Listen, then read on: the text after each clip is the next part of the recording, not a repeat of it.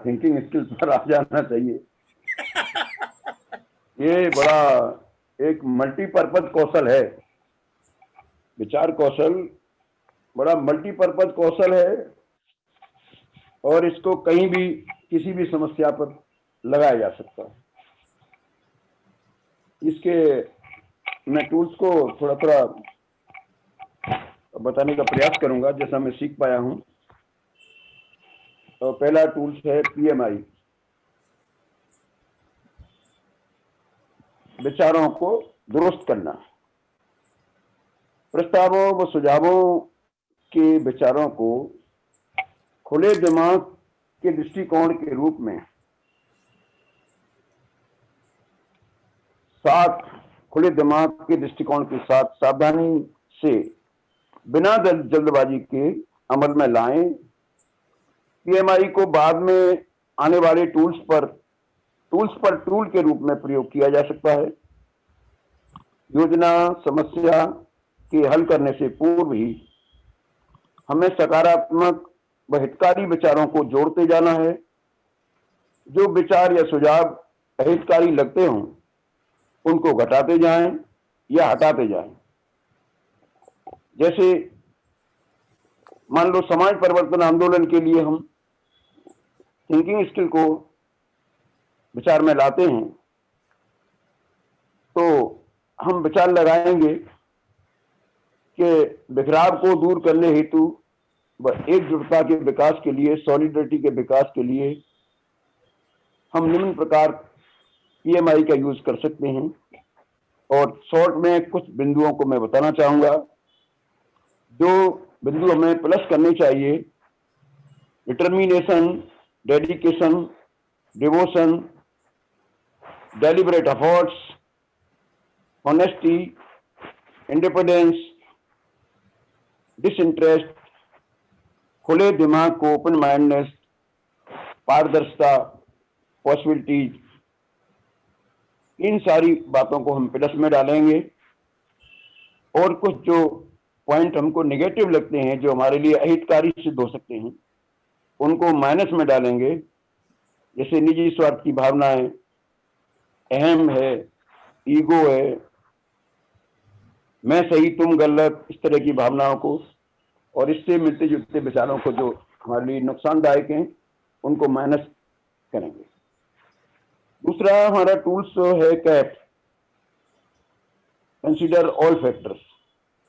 वर्तमान दिशा में हमें सभी बिंदुओं को ध्यान में रखना है। इस टूल के अंतर्गत आवश्यक रूप से एक्शन, निर्णय, योजना का फैसला करते हुए कंक्लूजन की ओर बढ़ना है।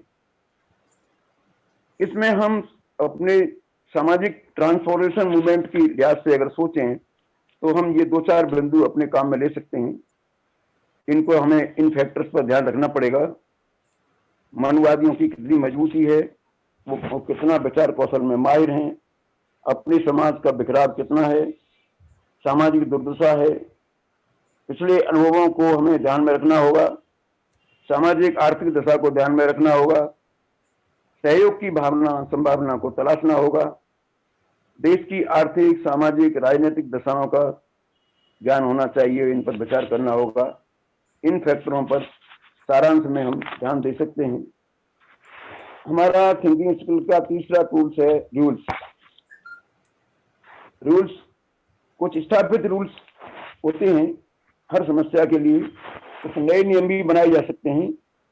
इस टूल का मुख्य उद्देश्य पूर्व के दोनों टूल्स का अभ्यास करना है, यानी पीएमआई और कैप, उन दोनों को इस पर लगाना है। नियम शुद्ध पहले से शुद्ध हैं और जो सुनिश्चित हैं, विचार की दशा को प्रस्तुत करते हैं। वर्तमान व प्रस्तावित नियम पीएमआई व कैप को अभ्यास के लाने का काम करते हैं। स्थितियों के अनुसार नए नियमों का निर्माण किया जा सकता है। चौथा टूल्स हमारा है कॉन्सिक्वेंसेज एंड सीक्वल्स।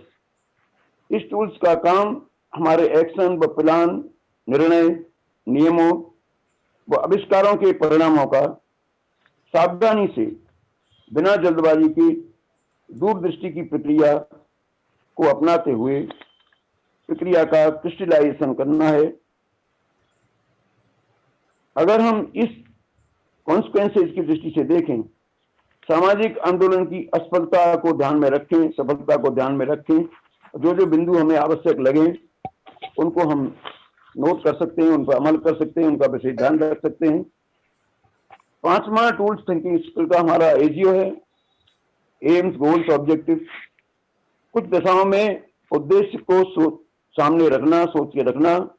दूसरी परिस्थितियों में गोल्स व छोटे अंतराल के लिए ऑब्जेक्टिव्स को पूरे करते चलना। इस टूल का मुख्य उद्देश्य विचारों को उद्देश्य के पूरा होने तक ले जाना है। छठवां टूल्स हमारा प्लानिंग है। किसी भी समस्या को हल करने की योजना बनाते समय एजीओ, सीएनडीएस व कैप के साथ साथ प्रयोग करते हुए योजना के विचारों को दुरुस्त करना है। सातवां टूल्स हमारा एफआईपी है, फर्स्ट इंपॉर्टेंट प्रायोरिटी। बहुत आवश्यक विचारों को, उद्देश्यों को, परिणामों को निर्धारित करने की क्रिया है। पारदर्शिता के साथ वरीयता निर्धारित की जाए। एफआईपी का उद्देश्य संतुलन को डेलिब्रेट मैनर के साथ निर्धारित करना है। आठवां टूल हमारा है एपीसी, अल्टरनेटिव पॉसिबिलिटी चॉइसेस। उपलब्ध विकल्पों में से, संभावनाओं में से प्रक्रिया की पारदर्शिता के साथ सोच समझकर बिना जल्दबाजी के विकल्प को सुनिश्चित करना चाहिए। 9 नंबर टूल्स हमारा है डिसीजन। निर्णय निश्चित करने की से पहले एफआईपी व एपीसी को पुनः साथ साथ लाएं।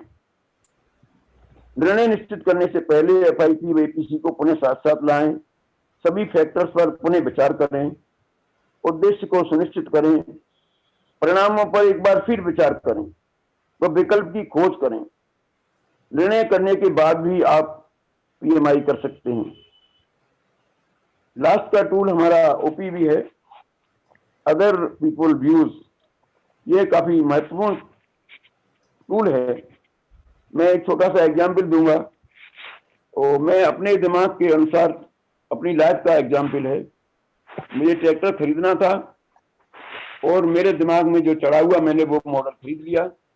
दूसरे लोगों के मैंने विचारों को तवज्जो नहीं दिया। वो जो सलाह दे रहे थे, आज मुझे उस बात का पछतावा होता है कि मैं उन लोगों की बात पर भी ध्यान देता तो मुझे पछतावा नहीं होता। विचार कौशल एक बहुत ही मल्टीपर्पज कौशल है।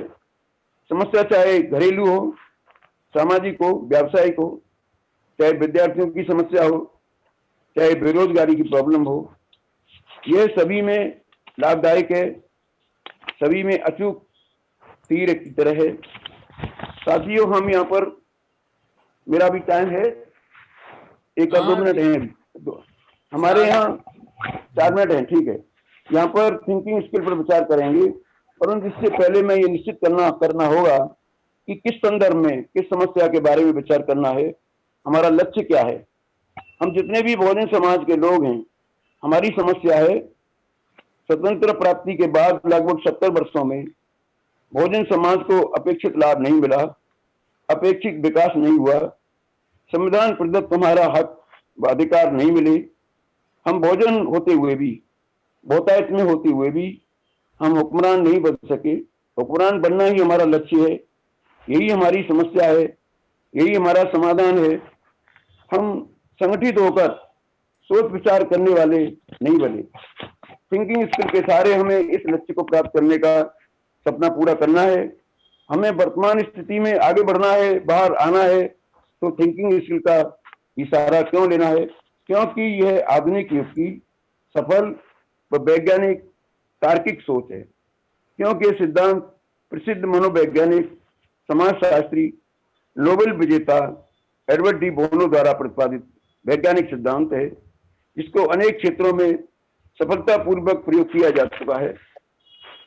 इस परिप्रेक्ष्य में बाबा साहेब ने जीवन के अनुभव व ज्ञान के आधार पर हमको शिक्षित बनो, संघर्ष करो, संगठित रहो जैसे लोगों हमको दिए थे। इन आदेशों को मैं एक छोटा सा 1 मिनट और लूंगा। एक एग्जाम्पल मैं देना चाहूंगा जो हमारे डी बोनो का है। डी बोनो साहब जब भारत में संवाददाता से बात कर रहे थे तो संवाददाता ने क्वेश्चन किया कि सृजनात्मक कौशल किस प्रकार कॉर्पोरेट की सहायता करता है। तो दीवानो साहब कहते हैं, 1 मिनट का एग्जाम्पल है कि मान लो कॉर्पोरेट के लिए आप क्या कर रहे हैं। अच्छा, मान लो आप एक कंपनी चला रहे हैं और आप बहुत अच्छे लोग प्राप्त करने ढूंढने जा रहे हैं। प्रथम तो आपको चारों तरफ बहुत उत्तम लोग है नहीं, द्वितीय उन्हें प्राप्त करना बहुत असंभव काम है, तृतीय उत्तम लोगों के लिए आपको बहुत बड़ी राशि भुगतान करनी पड़ेगी, चौथे वे लंबे समय तक आपके पास टिके नहीं रहेंगे क्योंकि वो अधिकतम योग्य होंगे तो तो हम सारी जगह आधा मिनट सर, बस आधा सेकंड। इसलिए विकल्प क्या है, तो हम किस प्रकार लोगों में से बहुत उत्तम लोग प्राप्त कर सकते हैं। हमारे पास एक ही रास्ता है, हम उन लोगों को मानसिक तौर पर विचार कौशल में प्रवीण होने की आदत डालकर उन्हें क्षमतावान बना सकते हैं, वो बेहतर संपादन करा सकते हैं। थैंक यू सर, जय Bhim sir. Okay sir, okay, nice. जी सर, वेरी गुड।